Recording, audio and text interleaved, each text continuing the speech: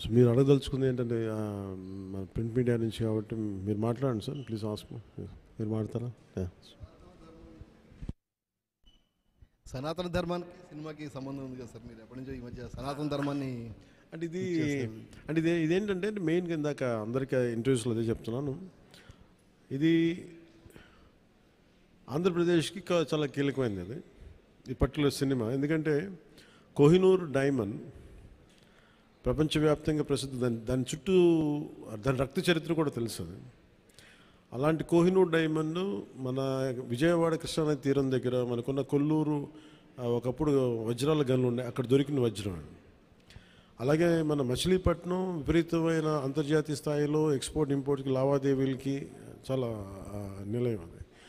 So అలాంటి చోట జరిగే కదా ఇక్కడ జరిగిన ఈ కోహినూర్ వజ్రం వెళ్ళి ఫైనల్గా కులీ కుతుబ్ షా నుంచి మొఘల్ ఎంపరర్ దాకా వెళ్ళి మొఘల్స్ పాలనలో దట్టు ప్రత్యేకించి ఒక నియంతగా ఉన్న సొంత తమ్ముడిని కూడా సొంత అన్నయ్యని కూడా చంపి దారా సిక్కుని చంపేసిన ఔరంగజేబ్, తండ్రిని ఖైదులో పెట్టించిన ఔరంగజేబ్, అలాగే హిందువుగా బతకాలి అంటే పన్ను కట్టాల్సిన సమయం అలాంటి పరిస్థితుల్లో తీసుకొచ్చి దేవాలయాలు కూల్చేసిన ఔరంగజేబ్, అలాంటి ఔరంగజేబ్ ఆసీనుడైన ఆసనం మీద నెమలి సింహాసనం మీద ఉన్న కోహినూర్ని హీరో పాత్ర ఇవ్వబడుతుంది, అది తీసుకురమ్మని అది అసైన్ చేయబడతారు. సో అది నాకు ఇంట్రెస్టింగ్ అనిపించి సినిమాని ఒప్పుకోవడం జరిగింది. ఇది దాదాపు 3-4 సంవత్సరాలు క్లోజ్ టు 5 years పట్టింది. 2 కరోనా వేవ్స్ బాగా ఇబ్బంది పెట్టినాయి. ఫైనల్గా వచ్చేటప్పటికి మన మ్యాన్ మేడ్ డిజాస్టర్ గత ప్రభుత్వం చేసిన సమయంలో కరెక్ట్గా సినిమా చేద్దాం అనుకున్న సమయంలో చంద్రబాబు గారిని చేసేయడం, నన్నేమో వైజాగ్లో ఇబ్బందులు పెట్టేయటం, వీటన్నిటిలో చాలా డిఫికల్టీస్ వచ్చింది సినిమా పూర్తి చేయడానికి. ఫైనల్గా గవర్నమెంట్ మారిన తర్వాత చేద్దాం అనుకుంటే చేసే టైంకి అడ్మినిస్ట్రేషన్ 6 months తర్వాత కరెక్ట్ ఇక్కడ ఈ ఆఫీస్కి ఈ క్యాంప్ ఆఫీస్ కొత్తపేట దూరంలో ఉన్న ఈ మిడ్ వ్యాలీ ఏరియాలో సెట్ చేసి రోజుకి కుదిరినప్పుడల్లా 7 to 9 మార్నింగ్ షూటింగ్ చేస్తాం. ఎప్పుడన్నా సండేస్ కుదిరితే ఒక రోజు ఒక 9 గంటలు చేయటం అలా జరిగింది. సో ఫైనల్గా సినిమా ఫినిష్ పూర్తయింది. ఈ కైండ్ ఆఫ్ యాక్షన్ అడ్వెంచర్, అలాగే ఈ చారిత్రాత్మక నేపథ్యం కాబట్టి కొంత జిజియా మీద ఒక రివోల్ట్ ఎలా ఉంటుంది అంటే ఒక హిందూగా నువ్వు వెళ్తున్నాలంటే క్యూలో నుంచొని for being Hindu you have to pay tax. So అలాంటి ఇంట్రెస్టింగ్ ఎలిమెంట్స్ ఉన్నాయి. And it's more of a wholesome entertainer తప్ప దీంట్లో ఏ విధంగా పొలిటికలైజ్ అనేది ఏముండదు. ఇట్స్ ఫ్యామిలీ ఎంటర్టైనర్ కాదు. ఇది నేను చేయటం వల్ల దీనికి ఇంకేదైనా రంగులు ఆపాదించబడతాయో నాకు తెలియదు కానీ బట్ నేను మటుకు సినిమా చేసినప్పుడు it is beyond politics. So దాంట్లో ధర్మం అనేది ఒక ఎలిమెంట్.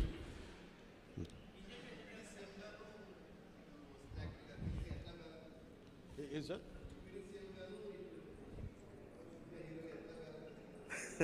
Quiet challenge. ఇందాక కూడా ఎవరు ఇంటర్వ్యూలో అడుగుతూ ఉన్నారు, మీరు మేడం మీరేనా అడుగుతా అంటే సినిమాల్లోనూ ఒకటే చాయిస్ ఉంటుంది, either films or politics at this stage అంటే I said I opted for politics. I opted for not cinema, politics. So అందుకే నా ప్రయారిటీ పాలిటిక్సే అడ్మినిస్ట్రేషనే పెట్టి నాకంటూ కొంత టైం అనుకున్నప్పుడు దాన్ని బట్టికే కేటాయించడం జరిగింది. అట్లా సాధించాను. ఏ సినిమాకి చేయని విధంగా ఫస్ట్ టైం ప్రమోషన్స్లో దిగారు మీరు. ఇది చాలా ప్రత్యేక పరిస్థితులు ఉన్నాయి సార్. నేను మామూలుగా అయితే పెద్ద చేయను. అంటే నా వల్ల నిర్మాతలు నష్టపోయారు. అది కూడా ఎలా నష్టపోయారు, ఒకటి corona, 2 natural disaster, 2 natural disasters, ఇంకోటి man made disaster, administration disaster, ఇక్కడ పొలిటికల్ ఇది ఇక్కడ. సో మూడింటికి నిర్మాతలు బలైపోయారు. సో దానికి నేను ఒక నైతిక బాధ్యత వహించి లేట్ అయిపోయిన సినిమాని ప్రమోట్ చేయాల్సిన బాధ్యత నా మీద ఉంది. అంతేగాని ఎందుకంటే నాకు రెమ్యునేషన్ కూడా దీనికేమి అదే రేపు హిట్ అయితే నాకు తెలియదు కానీ సో అలాంటి పరిస్థితుల్లో రిలీజ్ చేశాను. ఎందుకంటే ముందు సినిమా ఆడాలి, సినిమా రిలీజ్ అవ్వాలి, నిర్మాత బయటపడాలి అన్న సదుద్దేశం. అది కూడా ఏంటంటే నేను పాలిటిక్స్లో ఉండటం, గత ప్రభుత్వం చేసిన మ్యాన్ మేడ్ డిజాస్టర్స్ వీటన్నిటి వల్ల నలిగిపోయిన దానికి బలైపోయి నేను పాలిటిక్స్లో ఉన్నాను కాబట్టి బలైపోయారు కదా, ఇబ్బందులు పడ్డారు నిర్మాతలు. అందుకని వాళ్ళందరి తరపున నేను ఈ కనీసం ఈ ప్రమోషన్ చేయడం అనేది చాలా ఎసెన్షియల్ డ్యూటీ అనిపించింది నాకు. అంతమించి మామూలుగా అంత అవసరం ఉండేది కాదేమో. సార్ ఆ సినిమా తీసేటప్పుడు కొంత ఇబ్బందులు కూడా పడ్డట్టున్నారు మీరు. ఏంటి సార్? ఆ సినిమా తీసేటప్పుడు కొంత ఇబ్బందులు కూడా పడ్డట్టున్నారు, సమ్మర్లో కానీ నైట్ టైంలో షూటింగ్ చేయటం కానీ. అంటే ఎలా అంటే నేను అంటే ఇక్కడికి వెళ్ళి వైజాగ్లో అరెస్ట్ అయ్యి మళ్ళీ వచ్చి 4 రోజుల తర్వాత మళ్ళీ ఇలా చేశాను. అంటే అరెస్ట్ అంటే చూశారు కదా ఎలా పెట్టారు. అట్లాంటి పరిస్థితుల్లో మండుటెన్లో కానీ అంటే okay that's part and parts, there is no complaint about it. నాకేమనిపించిందంటే ఈ ఇబ్బందులు పడటం ఒకటిను, పార్టీని నడుపుతా ఏమాత్రం హోప్లెస్ పొలిటికల్ సిచ్యువేషన్లో ఉండి సినిమాలు చేస్తా 10 రూపాయలకి 15 రూపాయలకి టికెట్లు ఏదైనా రిలీజ్ అయితే ఇబ్బందులు పెడతా, నాకు వీటన్నిటికీ దాటి అధిగమించి ఇక్కడ దాకా రావడం చాలా పెద్ద విజయం అనిపించింది. సో టఫ్ సిచ్యువేషన్ ఇక్కడ దాకా వచ్చి I'm grateful for the producers.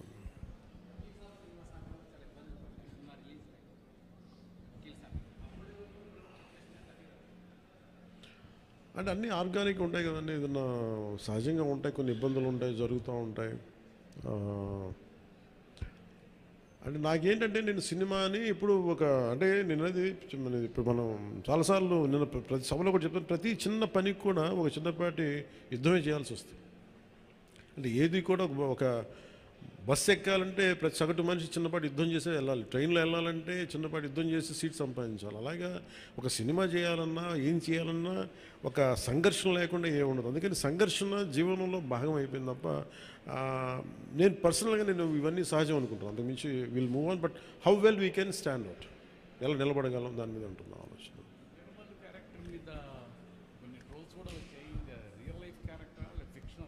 ఇది ఫిక్షన్ క్యారెక్టర్స్, అసలు వాళ్ళు ఎవరో మాట్లాడారు, నా దృష్టికి తీసుకొచ్చారు కానీ అసలు సంబంధం లేదు.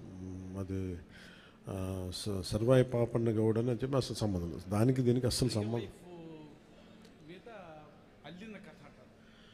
ఇది వన్ ఈజ్ ఒక హై కాన్సెప్ట్. ఒకవేళ కోహినూర్ డైమండ్ని తీసుకొస్తే ఉంటుంది, దాన్ని కుర్లు మన ఈ మచిలీపట్నం పరిసర ప్రాంతాల్లో పెరిగే ఇలాంటి వాతావరణంలో పెరిగిన ఒకడికి ఈ బాధ్యత తప్పు చెప్తే నిజాం నవాబు ఎలా ఉండొచ్చు, ఈ హై కాన్సెప్ట్. దీంట్లో ఎక్కడా కూడా అది ఒక ఫిక్షస్ క్యారెక్టర్ తప్ప దాన్ని ఎక్కడ కూడా అసలు చారిత్రాత్మక ఆధారాలు ఉన్న పాత్ర అసలు కాదు, ఫ్రమ్ డే 1 నుంచి. It's very quite created character. Sir Bheemla నాయక్కి సంబంధించి అప్పుడు టికెట్ రేట్లు తగ్గించారు, అయినా సరే హిట్ అయింది. కానీ ఇప్పుడు టికెట్ రేట్లు పెంచారు. అంటే ఆ రోజు టికెట్లు రేట్లు తగ్గిస్తే నిరుత్సాహపడలా, ఈరోజు టికెట్ రేట్లు పెరిగితే కూడా ఆనందించట్లా. భగవంతుని ఏదిస్తే అది తీసుకోవడం అంతే తప్ప ఈరోజు గవర్నమెంట్ ఉంది కాబట్టి అంటే ప్రత్యేకించి పవన్ కళ్యాణ్ సినిమాకి ఇస్తే నేను ఖచ్చితంగా అది నేను ఆనందించేవాడిని కాదు. కానీ ఇది అందరికి ఇచ్చారు కాబట్టి దాంట్లో నాకు ఇవ్వకపోతే అది వివక్ష చేసినట్టు ఉంటుంది, అది కూడా తప్పవుద్ది కదా. అందుకని I think it's part and parts. ఆ రోజు అలా జరిగింది, ఈ రోజు ఇలా జరిగింది, అంతకుమించి దీన్ని వేరేలా చూడటానికి వెళ్ళలేదు. ప్రొడ్యూసర్ నష్టపోయాడనే దేనికి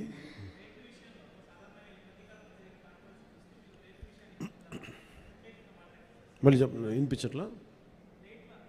రేట్ల విషయంలో సినిమా టికెట్స్ రేట్ల విషయంలో ఖచ్చితంగా నేను నష్టపోయాను, నిర్మాతలు నష్టపోయారు. ఒక 5 రూపాయలు రావాల్సిన చోట రూపాయి వస్తుంది, దట్స్ ఓకే అనుకున్నాం.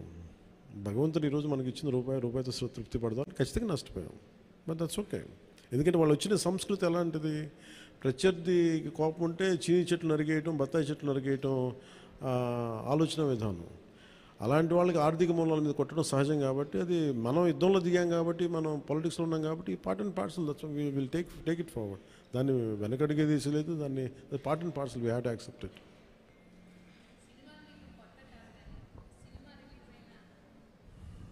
సినిమాలు మీకేం కొత్త కాదు, కానీ ఏ సినిమా రిలీజ్ అయినా అందరికీ కొంత నర్వస్నెస్ ఉంటుంది, మీకు కూడా ఉంటుందా? నాకు నిండా మునిగినోడు చలి అని చెప్పండి. కానీ బాధ్యత ఉంటుంది. అంటే సినిమా బాగుందంటే ఆనందిస్తాను, బాగలేదంటే ఓకే ఏం కరెక్ట్ చేయాలని ఆలోచిస్తాను, అంతే తప్ప.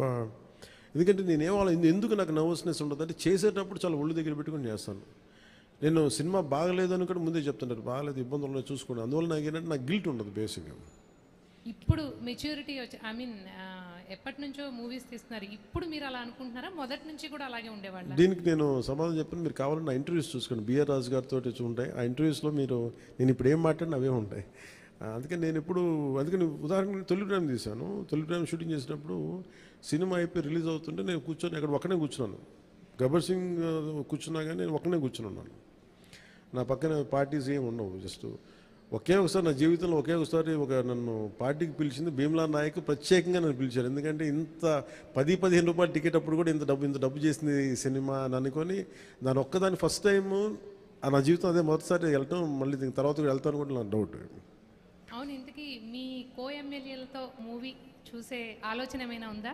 మీ ఎమ్మెల్యేలతో కో ఎమ్మెల్యేలతో మూవీ చూసే ఆలోచన, ప్రపోజల్స్ ఏమైనా ఉన్నాయా? నేను ఎప్పుడు అట్లా ఆలోచించలేదన్నయ్య. అసలు ఇప్పుడు చెప్తే ఇప్పుడు ఐడియా వచ్చింది, బాగానే ఉందనిపిస్తుంది. ఎందుకంటే అసెంబ్లీలో సగం మంది మీ ఫ్యాన్సే కదా.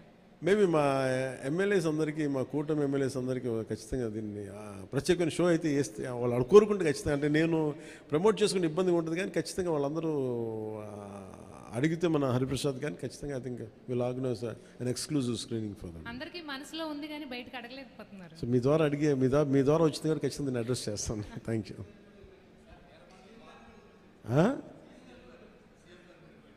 సీఎం గారు బిజీగా నాకు సినిమాలు మా అయితే ఒక 5 నిమిషాలు చూస్తారేమో. ఎందుకు రోజు నన్నే చూస్తుంటారు కదా, సినిమా చూస్తున్నట్టు అనుకుంటారు.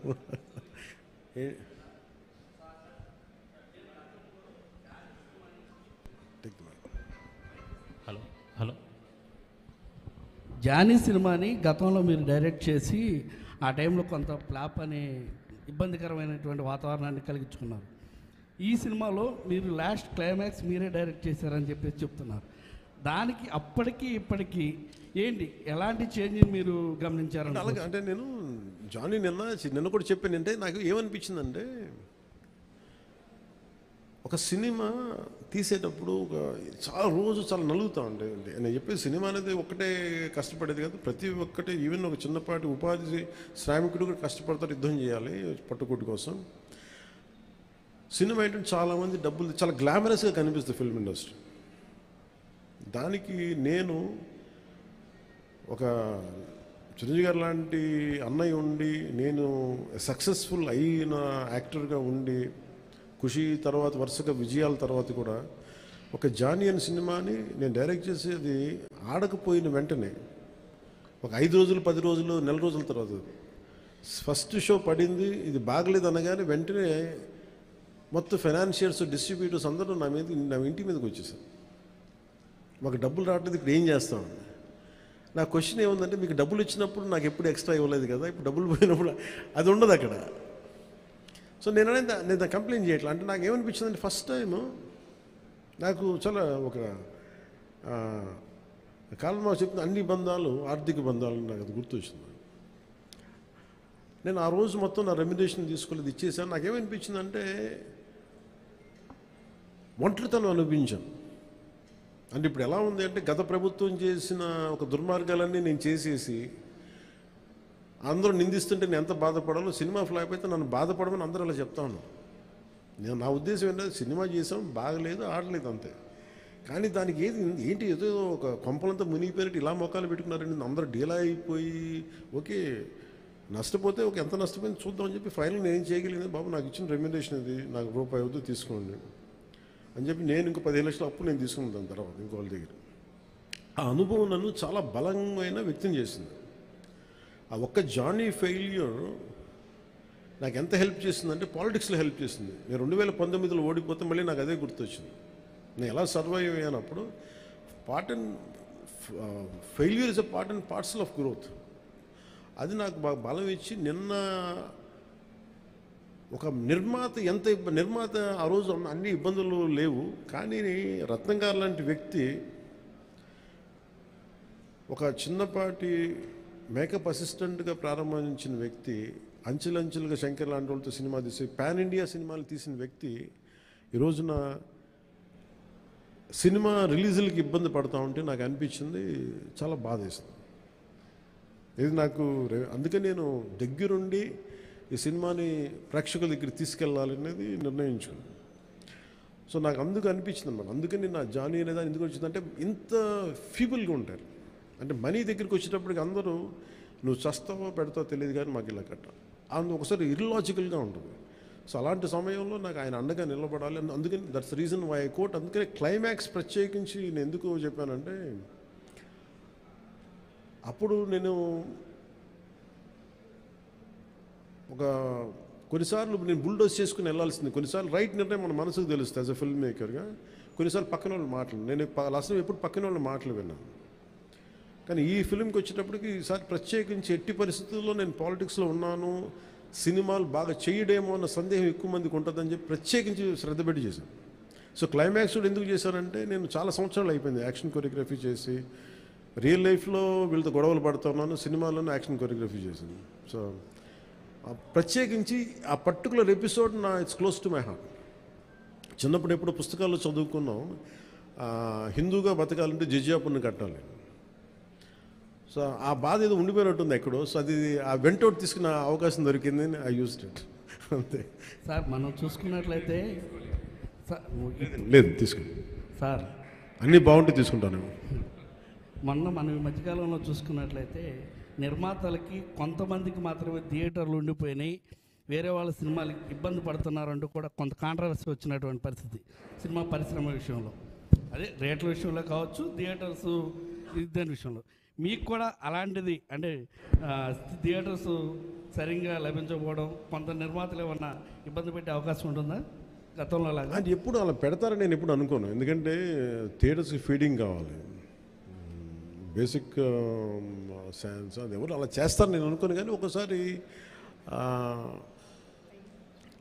కొన్ని అనుకోని పరిస్థితులు వస్తూ ఉంటాయి, అది కొంచెం పెద్ద మనసు వదిలేయటం అంతా.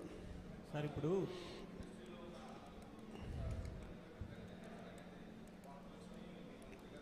నేను ఎప్పుడు అనలేదు ఆ మాట. నేను అన్నారా, రాశారా? Okay, welcome. So thank you sir. Ma'am, this movie is going to be?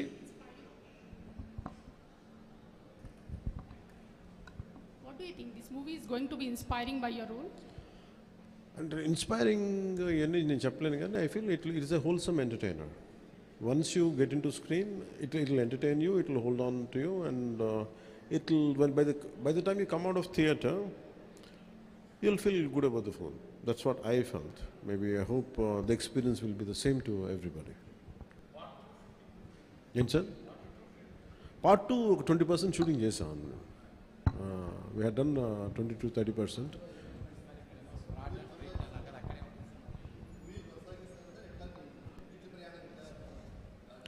వచ్చే డబ్బుల్ని బట్టి, నాకు దొరికే టైంని బట్టి, కుదిరితే భగవంతుడి ఆశీస్సులు అన్నీ కుదిరి. సార్ ఏంటి సార్, చిత్ర పరిశ్రమ ఎక్కడున్నా అది ఉన్నది. ఆల్రెడీ ఏపీకి రావాల్సిన కొత్తగా అవసరం లేదు, కానీ ఏపీలో డెవలప్ చేయాల్సిన ఇన్ఫ్రాస్ట్రక్చర్ డెవలప్ చేయాలి. హైదరాబాద్లో ఎలాంటి ఇన్ఫ్రాస్ట్రక్చర్ ఉందో ఆంధ్రప్రదేశ్లో కూడా అలాంటి ఇన్ఫ్రాస్ట్రక్చర్ కొంత హైదరాబాద్లో ఉండొచ్చు, కొంత కొంత మంగళగిరి లేదా మనకున్న ప్రాంతాల్లో కావచ్చు.